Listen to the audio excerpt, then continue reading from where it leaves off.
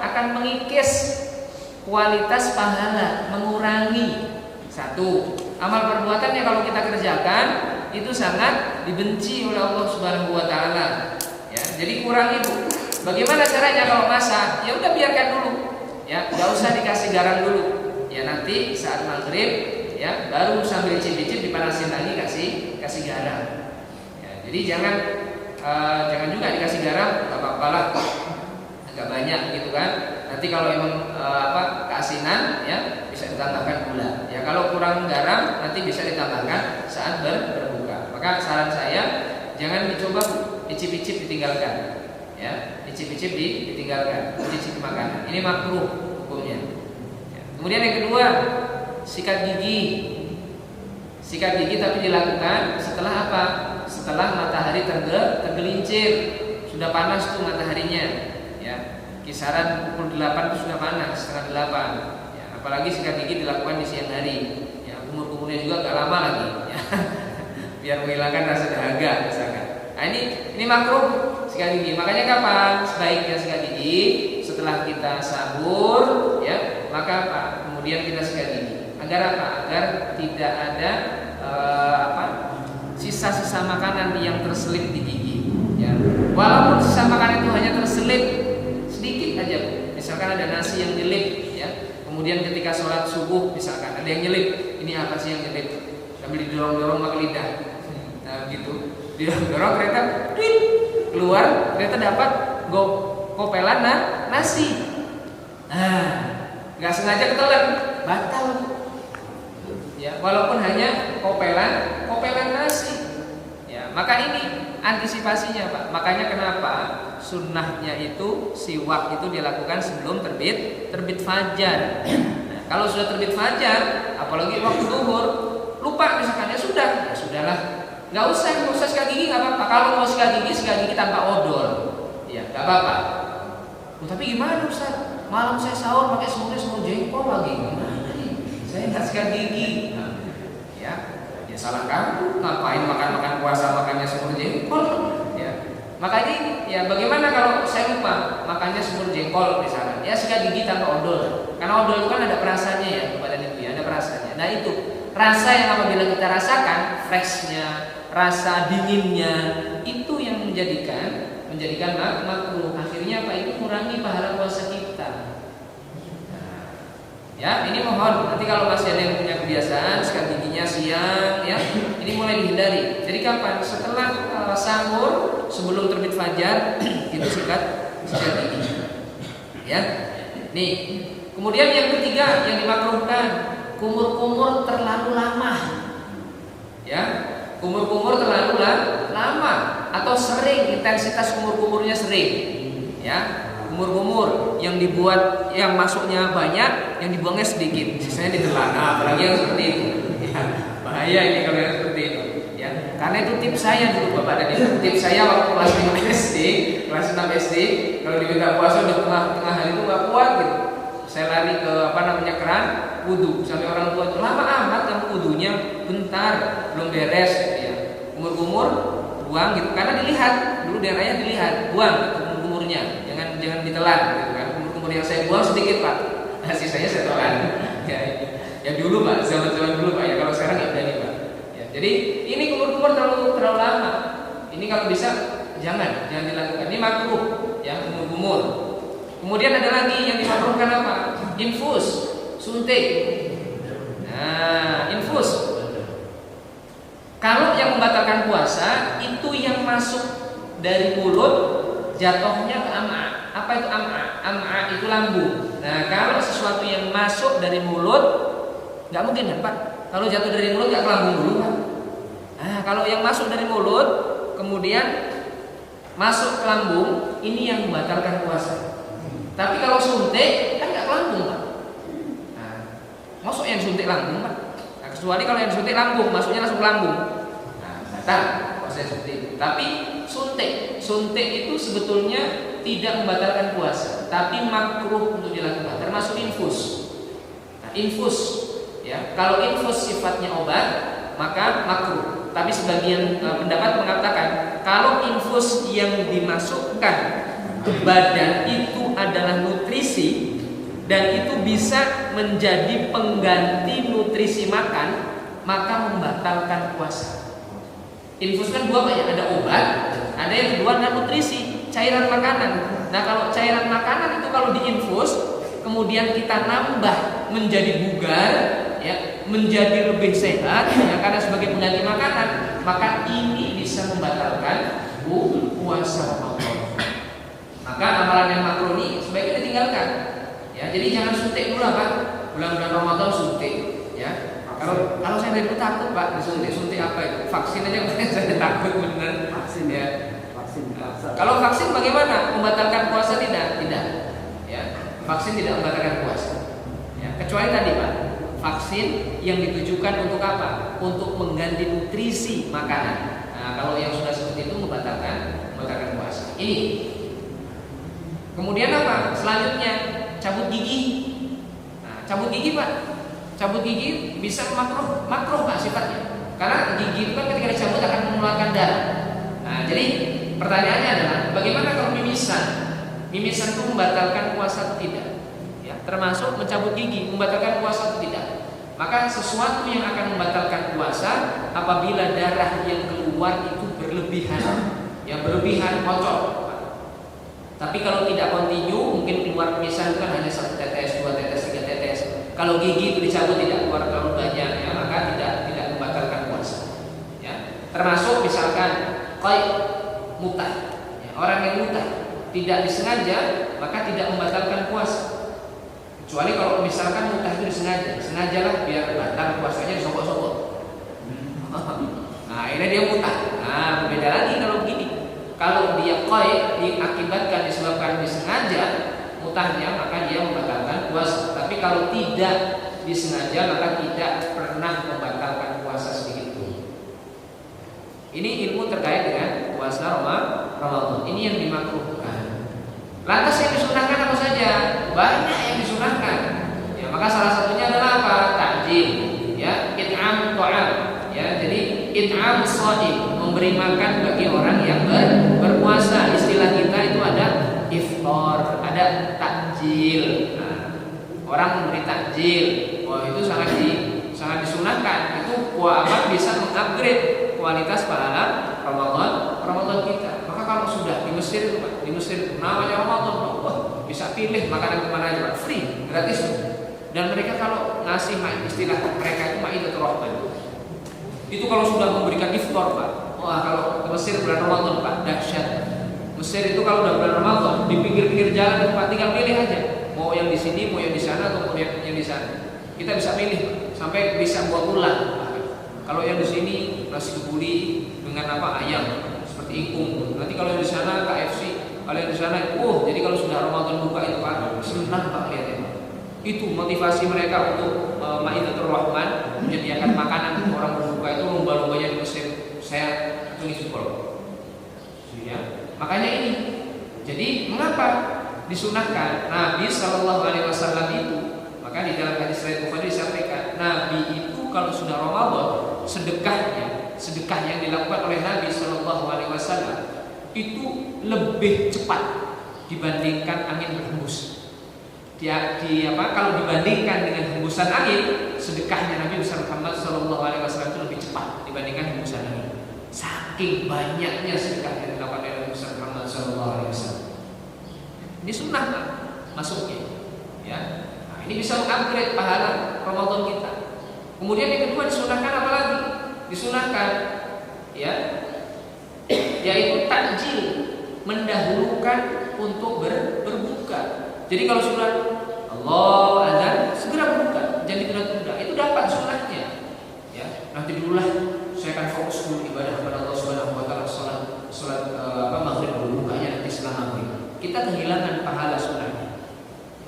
Kita mengedepankan wajib memang sholat, tapi kita melupakan sunnah daripada puasa Ramadan, yaitu apa? Mendahului atau mempercepat untuk berbuka puasa. Mempercepat dalam arti setelah adzan langsung buka, bukan mempercepat belum adzan udah buka dulu. Nah, kalau begini batal, ya. Makanya pas sudah adzan langsung, ya. Nah ini disarankan Pak, mohon maaf, saya kemarin bilang ke istri, Ramadan kurangi gorengan. saya minta rebusan kalau bisa. Nah ini Pak, ya saya sarankan saat bulan Ramadan, saat membuka makan untuk mengisi lambung, jangan dimulai dengan gorengan. Ya minyak mahal. Ya, itu saja sih alasannya minyak mahal. Ya selain minyak mahal tidak baik. Maka mulailah dengan apa? Mulailah dengan sunnahnya apa? Dengan 3 buah kurma. Ya kalau memang tidak ada kurma, maka minumlah air putih. Ya itu yang disunahkan. Kalau tidak ada kurma, air putih. Nabi kalau tidak ada kurma minum air putih. Itu yang disunahkan. Jangan minum kopi. Ya baru buka udah langsung minum kopi. Ya kata lambung, "Oi, apa ini hitam?" gitu ya kan. Kaget Pak lambung kita itu, Pak. Lambung kita berpuasa, ya. Sebagai lambung pun perlu adaptasi. Jadi makan sudah berbuka, ya yang apa namanya? Yang ketoprak lah masuk lah, yang bubur ayam lah masuk lah, yang gorengan. Kata kalau bisa ngomong nih lambungnya, "Woi, ini apa?" jadi masuk gitu kan. Oke. Apalagi begitu, Pak, ya. Makanya apa? Jangan terlalu banyak. Saya nggak bisa, Pak. Saya kalau buka paling tidak kalau mau makan aja, nggak terlalu banyak. Karena kalau sudah makan terlalu banyak, sholat tarawih itu mengapa? Apalagi kalau imam, wah udah kenyang itu udah bawaannya ngantuk. Gitu. Ya, ini, ya. Maka ini disunahkan mempercepat buka. Takjilnya dengan apa? Kurma kalau ada. Ya, kalau tidak ada dengan air putih. Ini yang diajarkan oleh Nabi Muhammad SAW. Sahur, awas. Sahur itu sunnah juga. Ya, jadi yang sampai saya nggak usah sahur. Dengan sengaja nggak usah sahur karena semalam saya udah makan, saya mau sekalian diet gitu. Ya misalkan, sayang Pak, kita kehilangan sunnahnya. Sahur sunnah, ya kita dapat pahala sahur, ya termasuk disunahkan juga apa? Mengakhirkan sahur, ya mengakhirkan menjelang adzan, ya 15 menit setengah jam menjelang adzan, nah, kita baru sahur itu sunnah. Ya bagaimana kalau saya mau sahur jam 1 jam 2 ya nggak apa-apa, nggak masalah. Sunnahnya lebih diakhirkan. Nah ini sunnah kalau kita lakukan kita dapat tambahan pahala dari Allah Subhanahu Wa Taala. Nah ini pentingnya Pak banyak. Jadi jangan sampai Ramadan kita nggak tahu mana yang makruh, mana yang disunahkan. Ya ini tarawih nanti kita lakukan itu pun sunnah. Nah tarawih nih Pak, saat tarawih maka ada 3 kategori orang yang melakukan sholat tarawih. Ini silakan nanti Bapak dan Ibu akan mengambil yang mana. Kalau saya ngambil yang pertama. Caranya bagaimana? Yang pertama, orang melakukan tarawih, maka kata Nabi Shallallahu Alaihi Wasallam dalam hadis yang diriwayatkan Imam Al Bukhari, "Man qama ma'al imami hatta ayyam sarifa, kataballahu lahu qiyamal lail." Dikatakan, jenis yang pertama adalah apa? Orang menunaikan sholat tarawih mulai Allahu Akbar, sholat tarawih bersama imam sampai sholat witir selesai bersama imam, Assalamualaikum warahmatullah, selesai witirnya. Artinya dia sholat tarawih bareng imam, witirnya bareng imam. Orang yang menunaikan ibadah tarawih seperti ini tadi, man qama ma'al imami hatta ayyam sharifah, kataballahu lahu qiyamal lail. Orang-orang yang menunaikan sholat bersama imam mulai dari saat tarawihnya sampai witirnya selesai bersama imam, maka Allah mencatat pahala baginya qiyamul lail, pahalanya. Dapat pahalanya 2 Pak, tarawihnya dapat, qiyamul lailnya dapat. Tapi gimana? Saya malam masih mau lanjut sholat tahajudnya. Ya nggak apa-apa, lanjutkan aja sholat tahajudnya. Malam tahajud mau berapa rakaat? 2 rakaat boleh, 10 rakaat boleh, silakan. Loh, tapi kan udah witir Ustaz. Tadi saya bareng dengan imam, silakan sholat tahajud, nggak perlu ditutup dengan witir. Dapat pahalanya, dapat pahala lagi malam tahajud, bonus Pak. Sudah sholat bareng dengan imam dapat tarawih, pahalanya dapat, pahala qiyamul lailnya dapat, malam mau tahajud dapat lagi 3 pahalanya. Nggak perlu ditutup dengan witir malamnya, karena kita sudah sholat witir bersama imam. Maka Nabi menyampaikan la witrani fil lail, tidak boleh ada 2 witir dalam satu malam, nggak boleh ada witir. Tidak boleh ada 2 witir dalam satu malam. Boleh nggak? Boleh nggak ditutup dengan witir, nggak apa-apa. Silakan sholat tahajud sebanyak-banyak. Ini cara yang pertama. Nah ini yang paling afdal. Ya, biasanya cara yang kedua nih Pak. Ini khas orang Indonesia Pak. Ya, sholat tarawih bareng dengan imam. Ketika mau witir, pulang ke rumah. Ya, loh, ngapain pulang? Pak? Iya, nanti malam saya mau menambah sholat tahajud biar nanti witirnya di rumah. Boleh nggak? Boleh. Tapi kita kehilangan pahala qiyamul lail. Sayang kita kehilangan. Ya, boleh tidak? Boleh, dilarang enggak. Ya. Tapi sayang Pak. Tadi dikatakan kita sholat bersama imam sampai witir dapat pahala qiyamul lail. Kalau yang kedua enggak dapat pahala qiyamul lail. Jadi dia sholat tarawih bareng imam, witirnya nanti di rumah. Ya. Nah, ini yang kedua jenisnya. Yang ketiga, boleh tidak? Misalkan ketika imam sallu sunnatal witri thalatha raka'atin jami'atan rahimakumullah. Salat witir 3 rakaat. Kemudian kita niatnya bukan witir, tapi apa? Niatnya nambah salat tarawih. Imam 3 rakaat secara sekaligus, kemudian assalamualaikum warahmatullah. Selesai witir, assalamualaikum warahmatullah. Kita nambah 1 rakaat, Pak. Allahu akbar. Baiklah. Boleh tidak? Boleh. Tapi dari awal saat kita ngikut imam, niat kita adalah niat salat tarawih. Boleh tidak? Boleh. Nanti witirnya di rumah karena saya mau tahajud lagi. Tapi kalau saya lebih baik enak yang pertama, dapat pahala tarawihnya, qiyamul lailnya dapat, ya. Kemudian malam mau tahajud lagi, dapat bonus tahajud. Nih, ya. Jadi jangan sampai kita tidak menunaikan salat witir bersama imam. Saya. Nah, ini poin yang keempat terkait dengan ilmu, terkait dengan Ramadan. Nah, ini baru satu Pak, baru ilmu yang dua belum dibahas. Ya. Kemudian ilmu selanjutnya juga terkait dengan witir. Ya, dengan witir. Nah, wallah ini di sini 21 atau langsung 103. Ya. Di kami awalnya 21. Kemudian kami jelaskan. Yang pertama witir. Witir itu kalau kami boleh tanya, genap atau ganjil? Ganjil. Kalau dilakukan 2 dan 1 misalkan, 2, 1. Sallu sunnatan minal witri rak'ataini jami'atan rahimakumullah. Mari kita sholat 2 rakaat bagian daripada witir karena Allah Ta'ala. Kalau 2 rakaatnya ini bagian daripada witir, pertanyaan saya, 2 itu ganjil apa genap?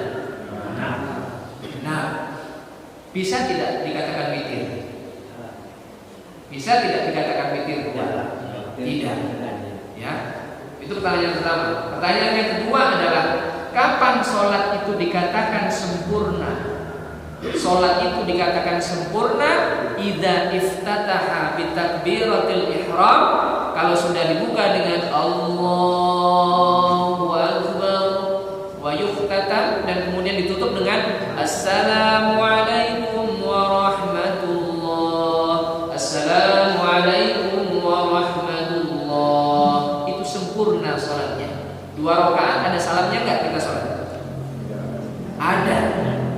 Rakaat kedua kita salam. Artinya 2 rakaat itu sudah sempurna. Maka 2 rakaat yang sempurna tidak bisa dikatakan witir. Ada enggak riwayatnya 21? Ada riwayatnya 21, tapi 2-nya Nabi dulu melakukan 2 rakaat, itu namanya sholat syufu'. Apa sholat syufu'? Sholat di mana dilakukan oleh Nabi Muhammad SAW. Nabi menambah 2 rakaat sehingga rakaat tarawih itu jadi genap 10 rakaat. Kalau dilakukan 11 rakaat, 2 dan 2. Kemudian Nabi berdiri 1 rakaat.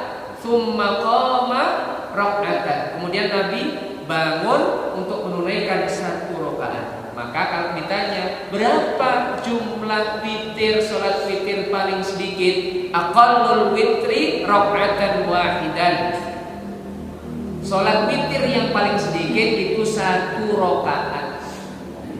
Setelah itu kelipatannya 1 ganjil, 3, kemudian 5, 7. Boleh tidak kalau saya masjid ini mau menunaikan sholat witir 5 rakaat, silahkan. 3 rakaat silahkan. Bagaimana caranya? 1 rakaat selesai, 3 rakaat 1 salam, 5 rakaat 1 salam. Ini ganjil namanya. Karena kalau sudah dimulai dengan takbiratul ihram, tutup dengan salam, sempurna sudah sholatnya. Nah, kalau 2 rakaat bagian daripada witir, ya tidak bisa dikatakan bagian daripada witir, karena 2 rakaat itu sudah sempurna. Nah, ini akhirnya di kampung kami alhamdulillah mulai tahun lalu sudah witirnya langsung 3, ya 3 sekaligus. Ya, jadi kita benahi. Ya, banyak sekarang yang seperti itu, yang masih seperti itu. Maka kami minta kita jelaskan beberapa dalil-dalilnya. Ya, maka Nabi 21 yang pernah, tapi 21-nya 2 itu tidak diniatkan witir. Boleh tidak kalau 21? Boleh. Tapi apa? Shallu sunnatat tarawih raka'ataini jami'atan rahimakumullah. Rakaat ke-9 dan rakaat ke-10-nya itu niatkan shallu sunnatat tarawih raka'ataini jami'atan rahimakumullah. Niatkan salat tarawih. Baru satunya shallu sunnatal witri raka'atan jami'atan rahimakumullah. Baru 1 rakaatnya niatkan untuk salat witir. Monggo nanti silakan. Di sini mau 21, kalau 21 ya tadi 2-nya diniatkan jangan witir, jangan bagian daripada witir, tapi sholat tarawih 1-nya baru di witir. Kalau witir sekaligus langsung 3 sekaligus. Ya, makanya aqallul witri rakaat. Nah, kemudian mengenai jumlah rakaat, bagaimana jumlah rakaatnya? Apakah 11, apakah 23 atau lebih? Sebetulnya tidak ada batasan untuk menunaikan sholat tarawih. Mau lebih dari 11 rakaat boleh, mau lebih dari 23 rakaat boleh, silakan kalau kuat. Ya. Makanya kalau nanti kita merujuk pada hadis Al-Bukhari dan Muslim, maka apa? Nabi Shallallahu Alaihi Wasallam idza qama al-lail, kalau berbangun di malam hari untuk menunaikan qiyamul lail, la yazidu min 11 rakaatin. Maka Nabi tidak pernah menunaikannya itu lebih dari 11 rakaat. Memang ada riwayatannya dari siapa? Dari Utsman bin Affan asar, yaitu apa? Bahwa di zaman Utsman Nabi pernah menunaikan 23 rakaat, ya. Di zaman Umar pernah 23 rakaat. Ada hadis yang diriwayatkan oleh Ibnu Abbas juga menunaikannya 23 rakaat, ya. Jadi artinya yang mau 11 monggo, yang mau 23 monggo, yang mau lebih dari 23 pun dipersilakan. Tapi nanti kalau kita mau merujuk pada dalil, kita beribadah ambil dalil yang lebih kuat. Nah, kalau mau yang lebih kuat dalilnya, maka Nabi tidak pernah lebih daripada 11 rakaat. 11-nya Nabi, fala tasalu an tulihinna wa husnihinna. Kalau 11-nya Nabi, jangan ditanya lamanya dan bagusnya. Nabi 11 rakaat itu sampai-sampai sahabat besok-besok, wah saya nggak mau sholat lagi lah belakang Nabi. Bukan karena nggak mau, karena kelamaan, tidak. Tapi sahabat itu berprasangka, oh kayaknya 1 rakaat Nabi. Jadi dalam riwayat itu saya lupa, apakah Umar atau Utsman gitu menyampaikan, saya besoknya saya nggak sholat lagi bersama Nabi. Karena apa? Saya menduga-duga. Ya, saya punya dalam hati kok menduga-duga, kayaknya sudah berberes di Nabi. Ya, ternyata setelah 1 rakaat Nabi selesai membaca surat Ali Imran, Nabi lanjut ke surat Al-Maidah. Jadi 1 rakaatnya Nabi itu bisa sampai surat Al-Maidah. Bisa bayangkan, 1 rakaatnya Nabi bisa sampai surat Al-Maidah. Oh, kalau begitu diterapkan di masyarakat kita, ujung-ujungnya endingnya yang surat Assalamualaikum warahmatullahi, yang ada imam surat sendiri, jawabannya bubar.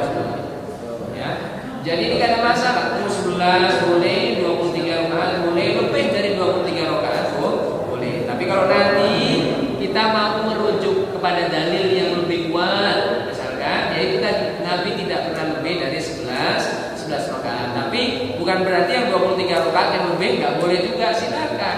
Karena sholat yang goal, tujuan daripada sholat kita laksanakan itu kan khudu' wal khusyuk. Khudu' itu tenang, khusyuk itu kita dapat. Nah, kemarin ketika ada kajian keluarga, ada keluarga saya menyampaikan, nah itulah manggil kami kan mas.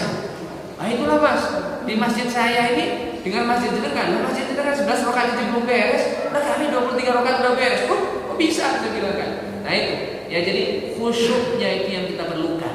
Ya, Bukan apa? Bukan total istilahnya Pak. Itu kualitas, bukan kuantitas. Ya, kualitas yang diperlukan, bukan kuantitas. Kalau kuantitasnya banyak, kualitasnya bagus, ya nggak apa-apa, jauh lebih bagus. Ya, makanya itu.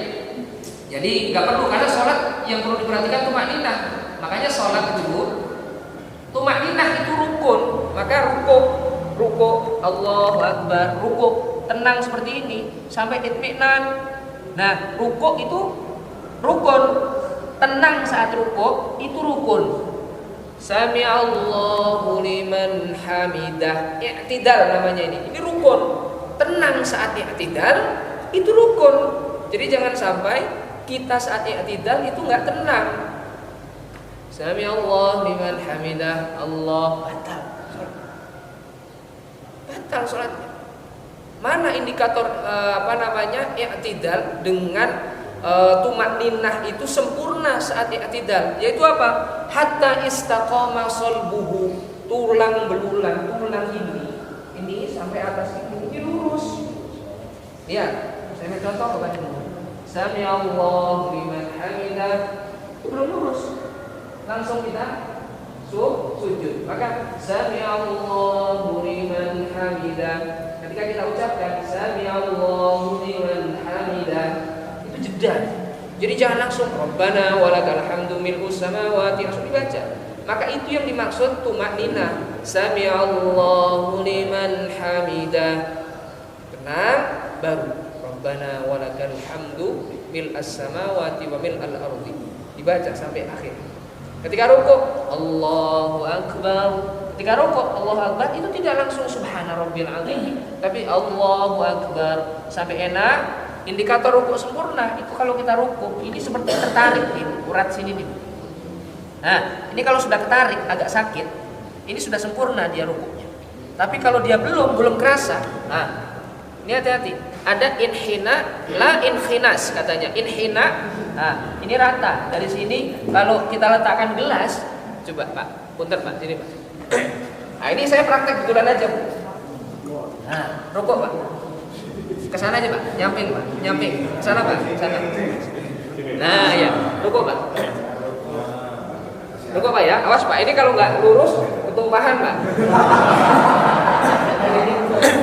Ini Pak ya, ini kalau rukuk sempurna, nggak jatuh. Coba, kalau agak turun lagi Mas, tuh lihat, itu Pak Bu. Lagi, takut. Lihat Bu, ini kalau dia agak nunduk lagi, ini tumpah. Maka indikator rukuk sempurna itu kalau kita letakkan gelas isi air, rukuk. Kita letakkan gelas isi air, dia nggak tumpah. Tapi kalau dia agak naik, pasti tumpah. Ini indikatornya. Ya, jadi jangan kita rukuk ini belum sempurna, kita udah bangun lagi. Maka indikatornya batal sholat. Ya, terima kasih Pak ya. Nah, itu indikatornya. Tahu gitu tadi tak tinggal sekalian Pak, saya jelasin lagi. Ya, ini ya Bapak dan Ibu ya. Jadi artinya tidak ada masalah. Mau 11, mau 23, lebih dari 23 itu tidak ada masalah. Yang penting adalah kalau kuantitas kita mau ambil, kualitas pun harus ada. Jadi jangan sampai kita memikirkan kualitas tidak dijaga. Ya. Kalau mau kualitasnya tidak diperhatikan, kuantitasnya lebih baik dikurangi, ya. Tapi kuantitas dikurangi 11 rakaat, tapi kualitasnya lebih bagus. Kalau 23 rakaat, kuantitasnya kita pakai, kualitasnya ada, wah lebih bagus lagi, ya. Nah ini saya membandingkan saja. Kalau mau melihat dalilnya mana yang jauh lebih kuat. Ya kalau kita mau merujuk ke 11 rakaat, itu periwayatannya hadisnya dari Al-Bukhari dan Muslim. Tapi kalau periwayatan yang 23 itu asar, yaitu amaliyah atau perbuatan yang dilakukan para sahabat. Ada hadisnya diriwayatkan oleh Abi Dawud, yang diriwayatkan oleh Ibnu Majah. Artinya Abi Dawud, Ibnu Majah dibandingkan Al-Bukhari dan Muslim, ya tatarannya jauh lebih tinggi Al-Bukhari dan Muslim. Nah ini baru satu Pak, baru satu terkait dengan persiapan yang perlu kita persiapkan, yaitu ilmu pengetahuan. Ya. Jadi ini Bapak dan Ibu ya, mungkin bisa dipahami terkait dengan apa yang disunahkan, apa yang dimakruhkan, sehingga saat bulan Ramadan datang kita telah siap. Dan yang kedua persiapan Senin puasa, Kamis puasa. Agar apa? Saat Ramadan datang perut tidak kaget. Kita sudah terbiasa untuk menunaikan ibadah puasa. Nah itu ya, kita perlu persiapkan. Nah, jadi ini beberapa. Yang kedua yang perlu kita persiapkan adalah memperbanyak, membiasakan mulai beramal soleh menjelang Ramadan. Dan yang terakhir yang perlu kita biasakan adalah, ini tidak saya kaji detail Pak ya, karena mungkin sekilas-sekilas saja karena waktu sudah siang. Dan yang terakhir adalah apa? Memperbanyak bertobat kepada Allah Subhanahu wa taala.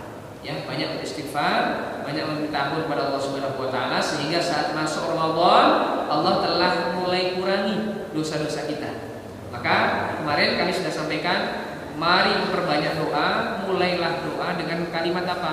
Rabbana zalamna anfusana wa illam taghfir lana wa tarhamna lanakunanna minal khasirin. Itu ikrar, ya, pengampunan dosa. Maka apabila 3 hal ini kita persiapkan, ilmu telah kita persiapkan, ya. Kemudian yang kedua, amal soleh sudah mulai kita biasakan sebelum Ramadan. Kemudian bertobat meminta ampun kepada Allah telah kita laksanakan. Insya Allah kita akan jauh lebih siap menghadapi Ramadan. Jangan sampai Ramadan berlalu namun tidak diampuni dosa-dosa kita oleh Allah Subhanahu wa taala. Nauzubillah. Mudah-mudahan Allah Subhanahu wa taala merahmati kita dan memberikan kenikmatan kepada kita untuk beribadah pada bulan Ramadan di tahun ini, dan mudah-mudahan Ramadan di tahun ini menjadi Ramadan yang berkualitas bagi kita dan keluarga kita insyaallah. Dan titip pesan saja kepada ibu, mari kita bangun di rumah juga komitmen ya untuk anak-anak kita,